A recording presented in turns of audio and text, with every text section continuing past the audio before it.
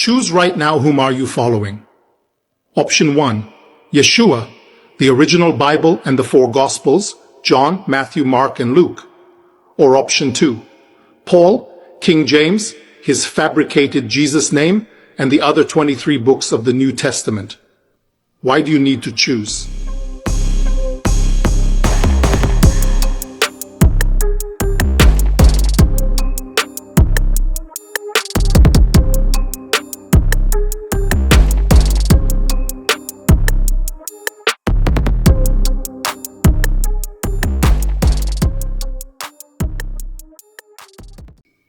Because Yeshua's teachings, found in the 4 Gospels, contradict the religion that Paul created and King James later edited and sold. Let's be clear. Yeshua did not create Christianity. Paul did. King James reinforced it. They built a religion using Yeshua's identity, but not his truth. If you choose option 1 and follow Yeshua, the original Bible, and the 4 Gospels, you are following the message of the Messiah as sent by God. That choice aligns you with the chosen people, those who obey God's commandments and uphold the covenant. If you choose option 2 and follow Paul, King James, and the fabricated identity of Jesus, you are following a religious system built by Rome, approved by kings, and passed down through the Vatican. Here are the vast differences. 1. Who is God? Yeshua says in John 14:28, "My Father is greater than I." He separates himself from God. He points to God as the only authority. But Paul says in Philippians 2:6, Christ being equal with God, Paul elevates Yeshua to divine status, something Yeshua never claimed. King James locked that lie into his translation. 2. Who should you follow? Yeshua says in Luke 6:46, "Why do you call me Adon, Adon, and do not do what I say?" In Hebrew, Adon means sir, not Lord. King James twisted that into Lord to support worship of Yeshua, even though Yeshua asked for obedience, not religious titles.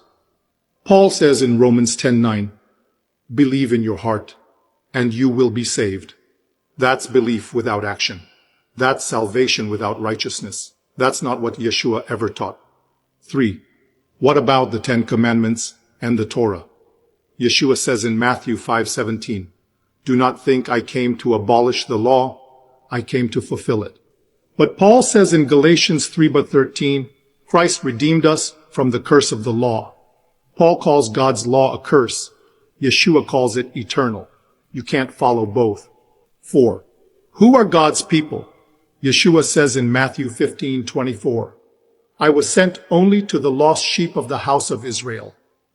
He identifies as part of the chosen people. And Yeshua made it clear. Anyone who follows his teachings and keeps the commandments is counted among the chosen people of God. They call the Messiah by his true name, Yeshua. But Paul built his theology on non-Israelites, and King James rebranded Yeshua into a new name, Jesus, a name Yeshua never knew, never heard, and never used. 5. How did this religion begin? Yeshua never built churches. He never said to start a religion. He called people back to God. Paul never met Yeshua, not once. His version of Yeshua came from a vision.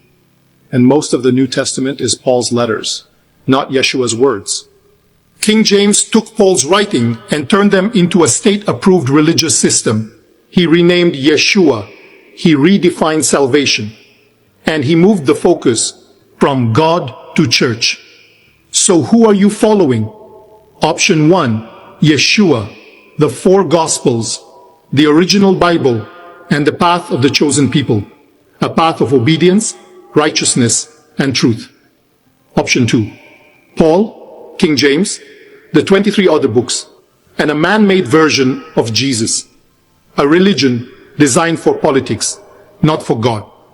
And I bring you the truth, so you can finally choose, not based on religion, but based on evidence. Yeshua never taught "in my name" as a magic phrase.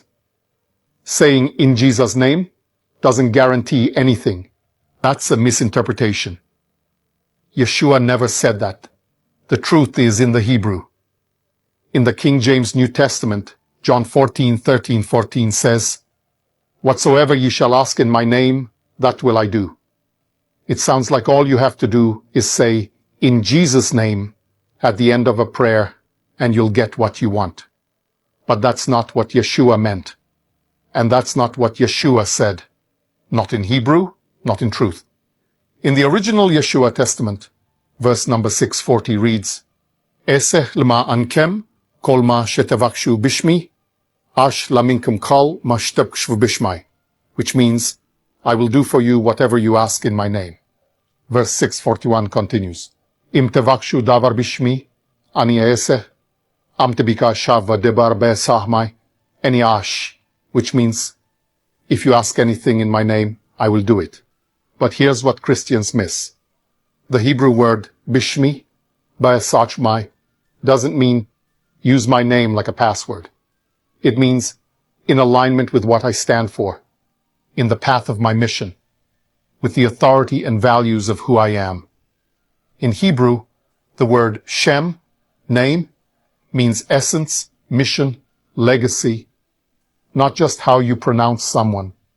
Yeshua was saying, if your request reflects the mission I was sent for, to bring people closer to God, then I will act. Not because you used his name, but because your request reflects God's will through Yeshua's path. Now compare that to the KJ version.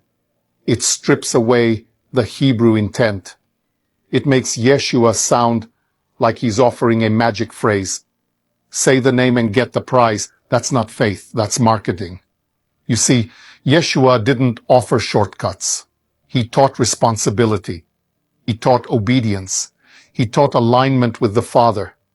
When he said Bishmi, he meant, if your heart is in the right place, I'll be with you.